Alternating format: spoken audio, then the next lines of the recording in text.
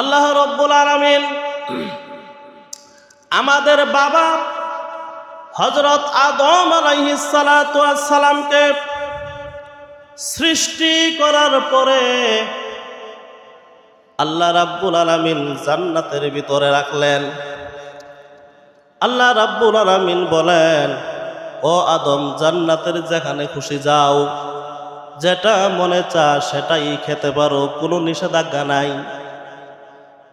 যেখানে শুয়ে থাকতে মন চায় শুয়ে থাকো, কিন্তু আমি আল্লাহ একটা সীমানা নির্ধারণ করে দিলাম। ওই সীমানাটা হচ্ছে একটা গাছকে টার্গেট করে আল্লাহ বললেন, এই গাছের কাছে যাবা না, গাছের ফল খাবা না। একটা জান্নাতের মধ্যে আল্লাহ পাক আমাদের আদি পিতা, আমাদের বাবা হযরত আদম আলাইহিস সালাতু ওয়াস সালামের জন্য একটা সীমানা নির্ধারণ করে দিলেন। যেখানে মন চায় সেখানে যেতে পারো, যেটা খাইতে মন চায় সেটাই খেতে পারো, কিন্তু জান্নাতের মধ্যে একটা সীমানা দিলেন। একটা গাছকে টার্গেট করে আল্লাহ বললেন, এই গাছের কাছে যেও না, এই গাছের ফল খেও না। কিন্তু এত বড় বিশাল জান্নাত, আদম আলাইহিস সালাতু ওয়াস সালাম, এরপরেও জান্নাতের ভিতরে ভালো লাগে না, মনের ভিতরে অশান্তি। আল্লাহ রাব্বুল আলামিন আদম নবীর মনের খবর জানে কি জানে না বলেন? আল্লাহ রাব্বুল আলামিন প্রত্যেকটা মানুষের দিলের খবর জানে কি জানে না? কিসের জন্য আদম নবীর জান্নাতের ভিতরে ভালো লাগে না? আল্লাহ রাব্বুল আলামিন আদম নবীর মনের অবস্থাটা বুঝতে পারলেন।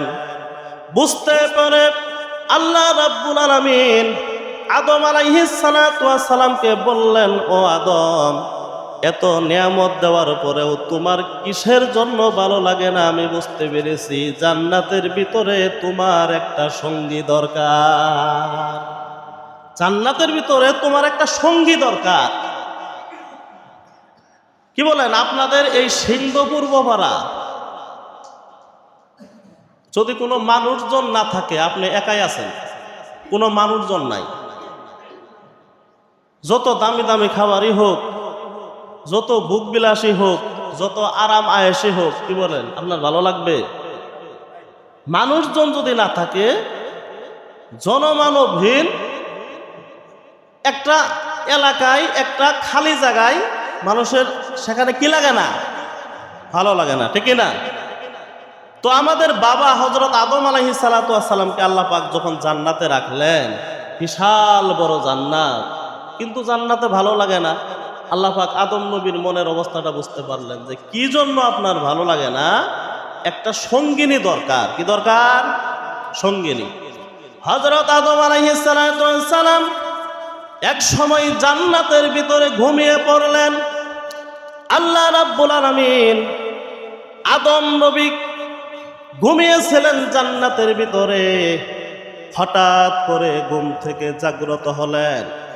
জাগ্রত হইয়া আদম নবী দেখে তার পাশে একটা সুন্দরী রমণী বসে আছে। এমন সুন্দর চেহারা জীবনে কোনোদিন আদম নবী চোখে দেখে নাই। এমন সুন্দর চেহারা, সুশ্রী মহিলা, আলোকিতময় একজন মহিলা, নূরের আলোর মতো চেহারাটা ঝলমল ঝলমল করতেছে। আদম নবীর পাশে বসা। এখন আদম নবী ওই মহিলাকে দেখে আকর্ষণ বেড়ে গেল। মহিলাকে ধরবেন, মহিলাকে ধরার জন্য হাত বাড়াইলেন। আল্লাহ বলেন, আদম, এখন ধরা যাবে না, ছোঁয়াও যাবে না, আগে বিয়ে পড়ায় দেই, এরপরে যেটা মনে চা তাই করতে পারবা। তাহলে এখানে একটা বিষয় হলো যে মেয়েদের প্রতি যে পুরুষের একটা আকর্ষণ, এই আকর্ষণটা আল্লাহ পাকের জন্মগত দেওয়া। যেহেতু আমাদের বাবার ছিল, বাবার সন্তান আদম সন্তান যারা আমরা, আমাদেরও থাকবে। কি বলেন? থাকবে কি থাকবে না? কিন্তু একটা নারীর প্রতি একটা পুরুষের আকর্ষণ আছে, এটা কিয়ামত পর্যন্ত থাকবে, স্বাভাবিক। কিন্তু এই আকর্ষণটা যাতে বিকর্ষণে পরিণত না হয়, আকর্ষণ সৃষ্টি হয়ে ওই মেয়েটার সাথে অবৈধভাবে মেলামেশা করা যাবে না। দাম্পত্য জীবন শুরু করতে গেলে শরীয়ত অনুযায়ী বিবাহ করতে হবে। কি করতে হবে? বিয়ে করতে হবে। তো হযরত আদম আলাইহিস সালাতু ওয়াস সালাম এইভাবে হাত বাড়াইলেন, ওই সুন্দর নারীকে ধরবেন, আর আদম নবীর ভালো লাগে না। আল্লাহ বললেন, আদম হাত দেওয়া যাবে না, তাকানোও যাবে না, হাত দেওয়াও যাবে না, হাত দিয়ে ধরাও যাবে না, তাকানোও যাবে না। আদম নবী বললেন, আল্লাহ হাত দিয়ে ধরা যাবে, তাকানো যাবে, সেই ব্যবস্থা করে দেন। হাত দিয়ে যাতে ধরতেও পারি, তাকাতেও পারি, সেই ব্যবস্থা করে দেন। আল্লাহ রাব্বুল আলামিন বললেন, ও আদম, তাহলে তোমাদের দুইজনকে বিয়ে পড়াইয়া দিতে হবে, বিয়ে পড়িয়ে দিতে হবে। কিন্তু বিয়ে যে করবা আদম, মহারানার টাকা আসেনি। মহারানা আছে? মহারানা হাওয়ারে যে বিয়ে করবা, তাকে যে বউ হিসেবে তুমি পেতে চাও, স্ত্রী হিসেবে পেতে চাও, মহারানা তো দিতে হবে। ইসলাম বলে, শরীয়ত বলে, একটা ছেলে যখন একটা মেয়েকে বিয়ে করবে, মহারানার টাকা, যতগুলি মহারানার টাকা ধার্য হবে, সেই টাকাগুলি মেয়ের হাতে বুঝিয়ে দিয়ে মেয়েকে সুন্দরভাবে সাজিয়ে বউ করে বাড়িতে আনতে হবে। আর এখন তো উল্টা, এখন মেয়ে আলা ছেলে আলা করে দেয়। ঠিক? অথচ ইসলাম বলে, শরীয়ত বলে ছেলে মেয়েকে দিবে, ছেলে পক্ষ মেয়ে পক্ষকে দিবে, ছেলে মেয়েকে দিবে। মহারানার টাকা যত ধার্য করুক, 50,000, 1 লাখ, 10 লাখ, এই টাকাটা, মহারানার টাকাটা ছেলের কাছ থেকে স্ত্রী পাওনা, এটা হক। এটা আল্লাহ জান্নাতের ভিতরে ফরজ করে দিয়েছেন। আল্লাহ রাব্বুল আলামিন বলেন, আদম বিয়ে করবা, কিন্তু মহারানার টাকা আসেনি, আদম মহারানা দিতে হবে। আদম নবী বলেন, আল্লাহ আমার কাছে তো কোনো টাকা পয়সা নাই। আল্লাহ রাব্বুল আলামিন বলেন, আদম রে, মহারানার টাকা যখন নাই, আমার হাবিবের নামে 10 বার দরুদ শরীফ করে দাও, আমি আল্লাহ তোমার মহারানা আদায় করে দিব। আমার নবীর নামে 10 বার দরুদ পড়ো, এই দরুদের মাধ্যমে আমি কি করব? মহারানার টাকা আদায় করব। এখন আপনারা আবার বললেন, না হুজুর, তাহলে টাকা দিয়ে লাভ কি? দরুদ পড়াই তো বালা।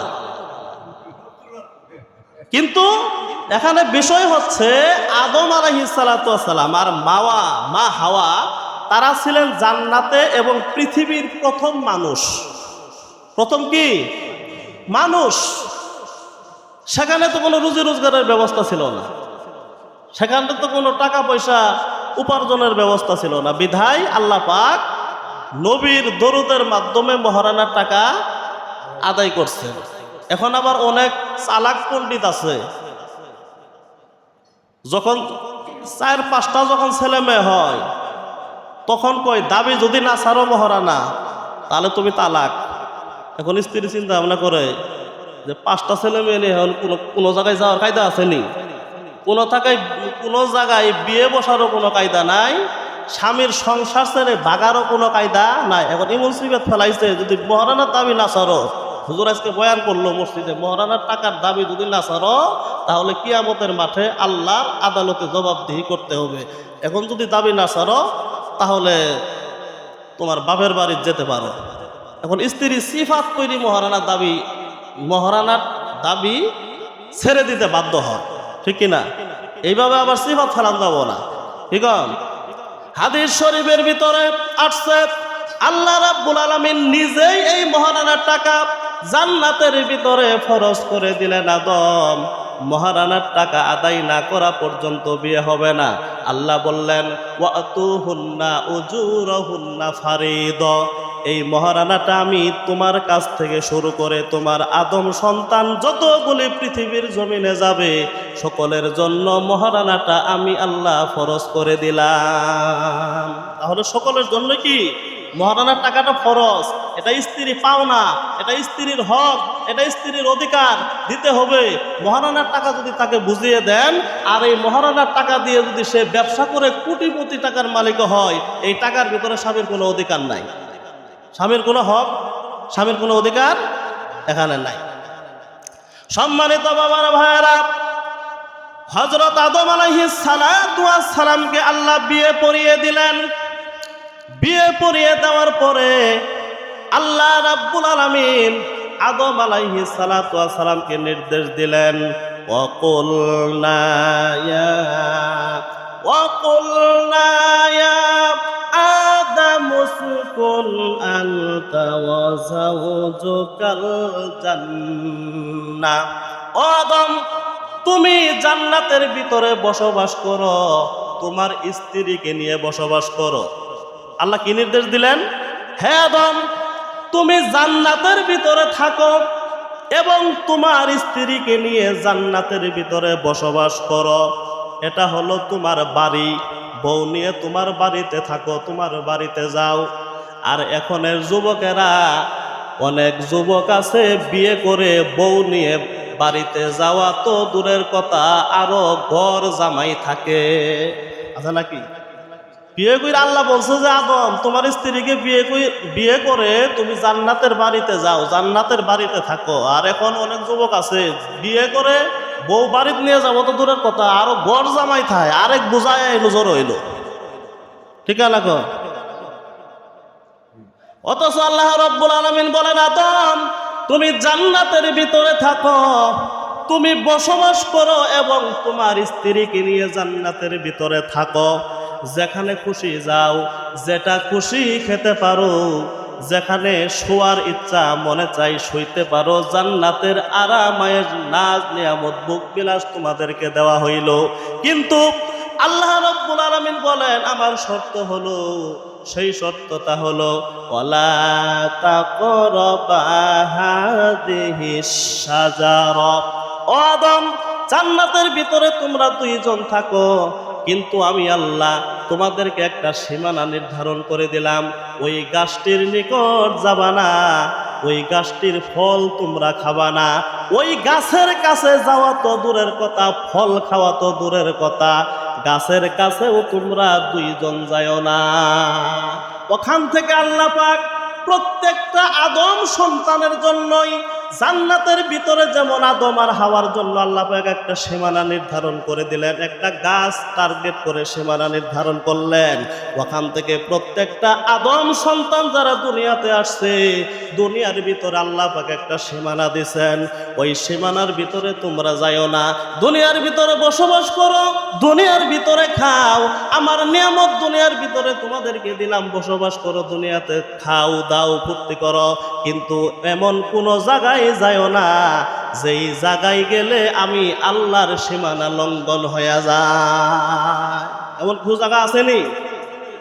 এমন কিছু জায়গা আছে দুনিয়াতে, সেই জায়গাটা হলো তুমি হারামের কাছাকাছি যাইও না। হারাম খাবা তো দূরের কথা, হারামের কাছাকাছি যাবা না। তুমি ব্যবসা করবে তো দূরের কথা, ব্যবসার ভিতরে যেন জনগণের সাথে প্রতারণা না হয়।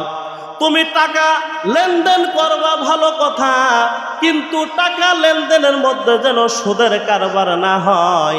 তুমি সাংসারিক জীবন পালন করবা, কিন্তু এই সংসারের ভিতরে যেন হারাম না ঢুকে। হারাম খাবা তো দূরের কথা, হারামের কাছাকাছি যাইও না। ওই জান্নাত থেকে আল্লাহ পাক সীমানা নির্ধারণ করে দিয়েছেন যে জান্নাতের ভিতরে সব খাও, কিন্তু গাছের ফল খাওয়া তো দূরের কথা, গাছের কাছেও যাইও না। ওই যে সীমানা নির্ধারিত করলেন, ওই সীমানা দুনিয়াতেও প্রত্যেকটা আদম সন্তানের জন্য নির্ধারিত। দুনিয়াতে তোমরা বসবাস করো, দুনিয়াতে খাও, দুনিয়াতে চলো, দুনিয়াতে ঘুরো, দুনিয়াতে আমি আল্লাহ নিয়ামত খাও, কিন্তু এমন কিছু জায়গা আছে যেই জায়গার ভিতরে গেলে তোমার ঈমান নষ্ট হওয়ার সম্ভাবনা আছে, এই জায়গাগুলির কাছে তুমি যাইও না, ঠিক না গো? দুনিয়াতে অনেক জায়গা আছে যেখানে গেলে ঈমান নষ্ট হওয়ার সম্ভাবনা আছে। তুমি মদের আসরে যাবা না, টেলিভিশনের আড্ডায় বসবা না, জোয়ার আসরে যাবা না, তাসের আড্ডায় যাবা না। এবং দুনিয়ার ভিতরে তুমি হারাম খাবা না। এইগুলি হলো আল্লাহ পাকের সীমানা নির্ধারণ করে দেওয়া। যদি দুনিয়ার জমিনে হারাম তুমি খাও তাহলে কি হবে? আল্লাহ পাক জান্নাতের ভিতরে সীমানা দিলেন গাছ, বললেন ও আদম ও হাওয়া জান্নাতের ভিতরে ঘুরো, কিন্তু গাছের কাছে যাবা না, গাছের ফল খাবা না। যদি খাও তোমরা কি হবা? যদি গাছের ফল খাও তোমরা কি হবা? আল্লাহ বলেন ফাতাকুনা মিনাজ জালিমিন। যদি এই গাছের ফল তোমরা খাও আদম, তোমরা জালিম হইয়া যাবা, জালিমের অন্তর্ভুক্ত হইয়া যাবা। যদি গাছের ফল খাও তোমরা জালিম হবে, অত্যাচারিত হবে, পাপিষ্ট হবে। তো আল্লাহ রব্বুল আলামিন আদম এবং হাওয়াকে জান্নাতের ভিতরে রাখলেন। তারা দুজন জান্নাতের মধ্যে আছেন, নাজ নিয়ামত খাইতেছেন, ভোগ করতেছেন। তাদের দুইজনের সুখের সংসার, আরাম আয়েশ, ভোগ বিলাসের অভাব নাই। কিন্তু শয়তান ইবলিস তো আর জান্নাতের ভিতরে ঢুকতে পারে না, কারণ ইবলিস তো আদম নবীকে সিজদা না দেওয়ার কারণেই আল্লাহ পাক তাকে শয়তান বানাইলো। কিন্তু আদম এবং হাওয়ার এই আরাম আয়েশের সংসার, ভোগবিলাস, এটা ইবলিসের আর সহ্য হইতেছে না। জান্নাতের বারান্দা দিয়া ইবলিস ঘোরাঘুরি করে যে কিভাবে তাদেরকে ধোঁকা দিয়ে এই আরাম আয়েশের জীবন নষ্ট করা যায়। দুনিয়ার ভিতরেও অনেক মানুষ আছে দেখবেন যে একজনের ভালো সহ্য হয় না, একজনের ভালো দেখতে পারে না। এরা কি আসলে প্রকৃত মানুষ নাকি শয়তানের বন্ধু? আরো যারা বলেন, ইবলিস যেমন আদম হাওয়ার ভালো দেখতে পারে নাই জান্নাতের মধ্যে, দুনিয়াতেও কিছু কিছু মানুষ আছে একজন উন্নতি করলে তার সহ্য হয় না, একজনের ভালো তার সহ্য হয় না। এরকম শ্রেণীর মানুষ আসলে মানুষ নাকি শয়তান? আরো যারা বলেন, শয়তানের বন্ধু না, শয়তানের লিডার। ঠিক এরকম আমার ভাইরা, এখন ইবলিস কিভাবে তাদেরকে জান্নাত থেকে বের করবে? জান্নাতের বারান্দা দিয়ে ঘুরতে ঘুরতে হঠাৎ করে জান্নাতের গেটের মধ্যে ইবলিস দাঁড়াইছে। ইবলিস দাঁড়ায়া এমন কান্দা আরম্ভ করে দিয়েছে, এমন চোখের পানি ছেড়ে দিয়েছে। আদম আর হাওয়া বলেন, কি ব্যাপার? জান্নাতের ভিতরে তো কোনো কষ্ট নাই, জান্নাতের ভিতরে তো কোনো দুঃখ নাই, জান্নাতের ভিতরে তো খালি সুখ আর সুখ। জান্নাতের ভিতরে কাঁদে কে? জান্নাতে তো কষ্টের কোনো জায়গা না, কিন্তু কাঁদে কে? মা হাওয়া তাকিয়ে দেখলেন জান্নাতের গেটের ভিতরে ইবলিস বসা, মাথায় পাগড়ি, মুখে দাড়ি, লম্বা লেবাস, ফেরেশতার বেশ ধারণ করে ইবলিস জান্নাতের গেটে দাঁড়িয়ে আছে। প্রথম টার্গেট করলেন মা হাওয়াকে। প্রথম টার্গেট করলেন কাকে? মা হাওয়াকে। তার কারণ হলো মহিলাদের মন নরম। মহিলাদের মন কি নরম? মহিলারা যদি কোনো জায়গায় একবার শান্তি পায়, মহিলারা যদি কোনো একটা জায়গায় যদি শান্তি পায়, সেই শান্তির জায়গা সে আর ছাড়তে চায় না। কি বলেন, ঠিক কিনা? এখন মা হাওয়া আদম নবীর সঙ্গে জান্নাতে বসবাস করতেছেন, শান্তি পাইছেনি? হাই রে কি আরাম আয়েশ, ভোগ বিলাস, নাজ নিয়ামত। শয়তান জানে যে মহিলাদের মন নরম, এই জন্য প্রথম টার্গেট করলেন কাকে? মা হাওয়াকে।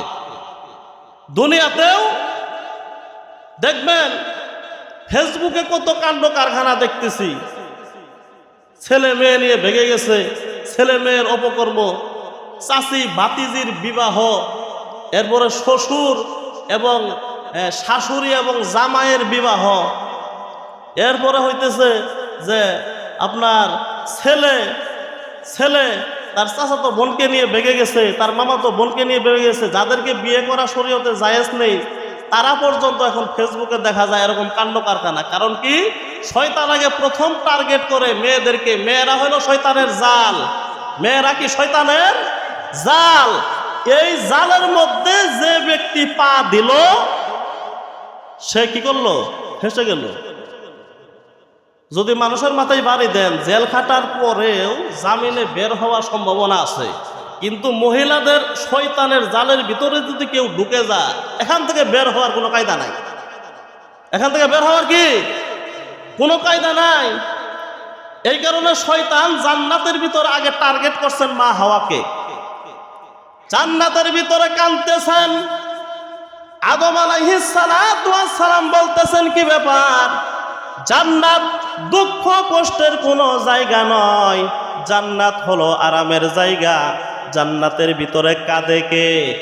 মা হাওয়া তাকিয়ে দেখতেছেন ইবলিস জান্নাতের গেটে বসে বসে রুনা জারি করে কাঁদতেছে।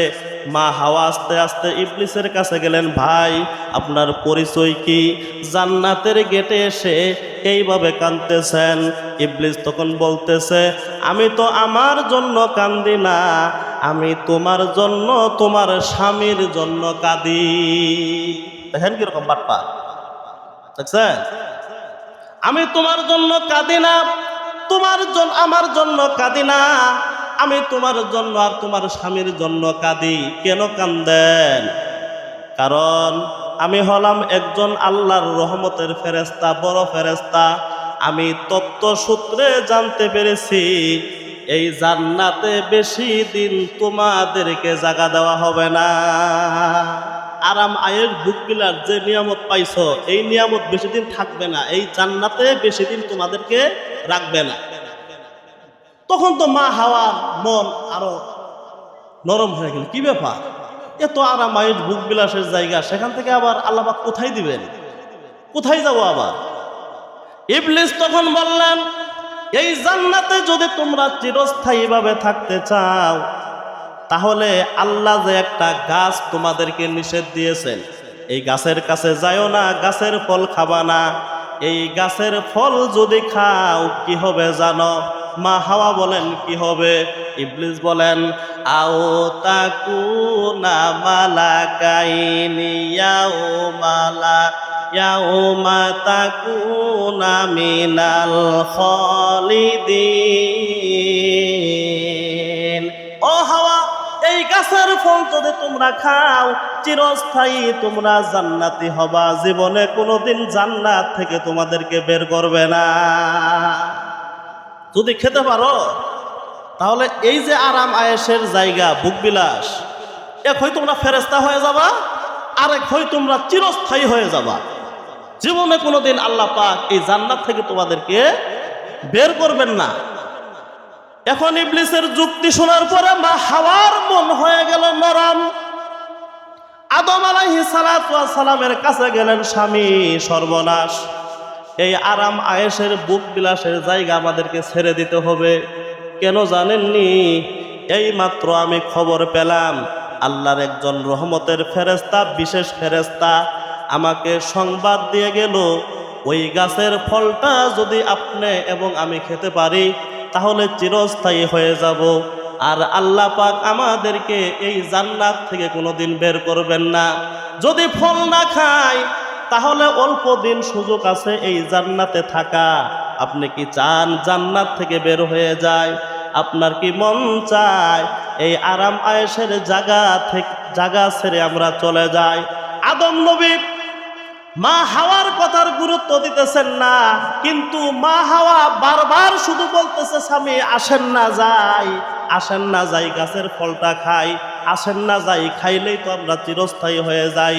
কিন্তু আদম নবী তো কোনো গুরুত্ব দেন না মা হাওয়ার কথা, কিন্তু বারবার শুধু মা হাওয়ার চিন্তা, এই আরাম আয়েশের জায়গা ছেড়ে আবার কোথায় যাব? চলেন না স্বামী গাছের ফল খাই। এরপরেও আদম নবী মা হাওয়ার কথার কোনো গুরুত্ব দিতেছিলেন না, ভ্রুক্ষেপ করতেছিলেন না। এরপরেও স্ত্রীর বারবার কথার কারণে আদম নবী মা হাওয়ার সাথে আস্তে আস্তে চললেন গাছের গোড়ায়। আগে আদম নবী গাছের মধ্যে হাত দিলেন না, সর্বপ্রথম মা হাওয়া গাছের মধ্যে হাত দিলেন, গাছের একটা ফল ছিঁড়লেন। যেই মাত্র হাত দিবেন, গাছ বলে উঠল, ও হাওয়া, আমি হলাম আল্লাহ রাব্বুল আলামিনের নিষিদ্ধ গাছ, আল্লাহ রাব্বুল আলামিন আপনাদেরকে নিষেধ করেছে, আমার কাছে আসা যাবে না, আমার ফল ছেঁড়া যাবে না, আমি হলাম আল্লাহ রাব্বুল আলামিনের নিষিদ্ধ গাছ, খবরদার আমার কাছে হাত দিয়েন না, আমার শরীরে হাত দিয়েন না। এরপরও মা হাওয়া মানলেন না, একটা ফল ছিঁড়লেন। ফল ছিঁড়ার কারণে ওই গাছ থেকে একটা কষ ফুটা, গাছের কষ আছে না, ওই ফলের গোড়া থেকে কষ ঝরতে লাগলো, তখন গাছ তাদেরকে অভিশাপ দিতে লাগলেন, প্রভু গো, আমার শরীর থেকে যেভাবে কষ জড়াইলো, আমি বরদুয়া দিলাম কিয়ামত পর্যন্ত যত নরনারী, যত মহিলা দুনিয়াতে আসবে, তারা যখন প্রাপ্ত বয়স্ক হবে, তাদের শরীর থেকেও এইভাবে তুমি কষ জড়ায়ো। তখন থেকে দেখবেন প্রত্যেকটা মহিলার প্রত্যেক মাসে মাসে 3 দিন, 7 দিন, 6 দিন, 9 দিন একটা বিমান, কি একটা অসুস্থতা মহিলারা হয় না প্রত্যেক মাসে মাসে। ওই যে গাছের অভিশাপ, গাছ অভিশাপ দিলেন, আল্লাহ আমার শরীরকে যে কষ জড়াইলো, এরা যখন প্রাপ্ত বয়স্ক হবে তাদের শরীর থেকেও কি জড়াইও, তুমি এইভাবে কষ জড়ায় নিও। আমার বন্ধুগণ লক্ষ্য করে শুনুন, হযরত আদম আলাইহিস সালাতু ওয়াস সালামকে, মা হাওয়াকে শয়তান জান্নাতের ভিতরে আরামায়েশ দেখছিলেন, কিন্তু সহ্য হয় নাই, দুনিয়াতে পাঠিয়ে দিলেন শয়তান ধোঁকা দিয়া। আমার বন্ধুগণ, আমার মূল আলোচনা হচ্ছে শয়তানের ওয়াসওয়াসা থেকে আমরা কিভাবে বাঁচবো। আদম নবীকে যখন ধোঁকা দিয়া, মা হাওয়াকে ধোঁকা দিয়া জান্নাত থেকে বের করতে পারলেন, তাহলে তো আমাদেরকে ধোঁকা দেওয়াটা স্বাভাবিক, কি বলেন ঠিক কিনা? এই জন্য শয়তানের ধোঁকা থেকে আমাদের বাঁচতে হবে, শয়তানের কুমন্ত্রণা থেকে আমাদেরকে বাঁচতে হবে। হযরত আদম আলাইহিস সালাতু ওয়াস সালামকে জান্নাত থেকে যখন ফল খাইলেন, আদম মা হাওয়া যখন ফল খাইলেন, ফল ছিঁড়লেন খাইলেন, আদম আলাইহিস সালাতু ওয়াস সালাম ফল খাইলেন, অর্ধেক ফল খেলেন, অর্ধেক ফল ফেলে দিলেন, পুরাটা খাইলেন না। যখন অর্ধেক ফল ভিতরে ঢুকে গেল, আদম নবী কণ্ঠনালীর ভিতরে এইভাবে চাপ দিয়া ধরলেন। কেন চাপ দিয়া ধরলেন? অর্ধেক ফল ভিতরে যাওয়ার সঙ্গে সঙ্গে আদম নবী তাকায় দেখলেন তার শরীরে জান্নাতি যে পোশাকগুলি ছিল, সমস্ত পোশাকগুলি খুলে খুলে জান্নাতের ভিতরে অলঙ্গ হয়ে গেলেন। আর বাকি ফলটুকু আদম নবী ভিতরে ঢুকাইলেন না, কণ্ঠনালীর ভিতরে চাপ দিয়া ধরে ফল ফেলে দিলেন। তখন থেকেই প্রত্যেকটা পুরুষের এই এখানে একটা হাড় আছে, দেখবেন এখানে একটা হাড্ডি আছে না নাই? এখানে প্রত্যেকটা পুরুষের এই গলার মধ্যে একটা হাড় আছে, ওখান থেকে আল্লাহ রব্বুল আলামিন দিলেন। এইভাবে আদম মা হাওয়া প্রথম খাইলেন, মা হাওয়ার শরীর থেকে জান্নাতের অলংকার খুলে পড়ে গেল, অলঙ্ক হয়ে গেলেন। আদম নবীর শরীর থেকেও জান্নাতি পোশাক খুলে পড়ে গেল, অলঙ্গ হয়ে গেলেন। ইবলিস তখন জান্নাতের গেট থেকে খিলখিল করে হাসতেছিলেন। তখন তাদের পেশাব পায়খানার হাজত হয়ে গেল। আল্লাহ রাব্বুল আলামিন বললেন, পেশাব পায়খানার জায়গা তো এই পাক জায়গা না, জান্নাত না, তাহলে তোমাদেরকে কি করা দরকার? তোমরা সবাই বের হয়ে যাও, তোমরা সবাই বের হয়ে যাও। আল্লাহ রাব্বুল আলামিন বললেন, তোমরা সবাই বের হয়ে যাও। এর অর্থটা কি?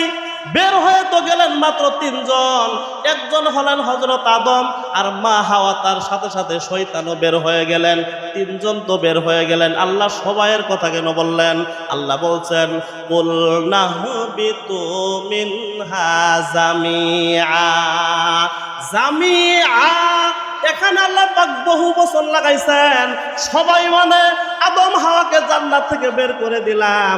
আদম এবং হাওয়ার মধ্য থেকে যত কোটি কোটি আদম সন্তান দুনিয়ার ভিতরে আসবে, তোমরা সহ জান্নাত থেকে বের হয়ে যাও। তাহলে আদম আর হাওয়া জান্নাত থেকে বের হওয়ার পরে তাদের সাথে সাথে আমরাও আইছি, কি বলেন ঠিক কিনা? তাদের সাথে সাথে আমরাও কি বের হয়ে আসছি, কি বলেন? দুনিয়াতে আসার পরে মা হাওয়া আর আদম আলাইহিস সালাতু ওয়াস সালাম চোখের পানি ছেড়ে ছেড়ে কাঁদতে লাগলেন। বহু লম্বা ঘটনা।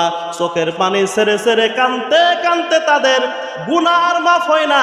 আদম এবং হাওয়া কাঁদতে লাগলেন, আল্লাহ অন্যায় করেছি শয়তানের ধোঁকায়, প্রবঞ্চনা করেছি শয়তানের ধোঁকায়, নফসের উপরে জুলুম করেছি শয়তানের ধোঁকায়, ধোঁকা খাইলাম কেন, ফল খাইলাম কেন, শয়তানের ওয়াসওয়াসায় পড়লাম, নিয়ামতের জায়গা কেন ছেড়ে দিলাম, আল্লাহ অন্যায় করেছি, জালিমদের অন্তর্ভুক্ত হয়ে গেছি, আল্লাহ মাফ করে দেন। শেষ পর্যন্ত চোখের পানির বিনিময় এবং বিশ্বনবী রাহমাতুল লিল আলামিনের নামের বিনিময় আদম এবং হাওয়ার জিন্দেগির অপরাধ মাফ করা হয়। আমার বন্ধুগণ, শয়তান মানুষের প্রকাশ্য দুশমন, শত্রু।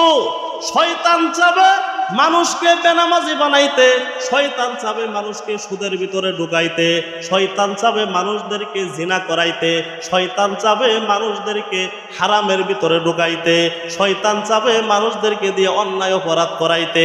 এই সমস্ত শয়তানের ধোঁকা থেকে বাঁচতে হলে বেশি বেশি আমাদেরকে তওবা করতে হবে, বেশি বেশি কাঁদতে হবে। চোখের পানির ওসিলা নিয়ে কাঁদেন, আল্লাহর নবীর ওসিলা নিয়ে কাঁদেন, আল্লাহ রাব্বুল আলামিন অবশ্যই আমাদেরকে ক্ষমা করবেন।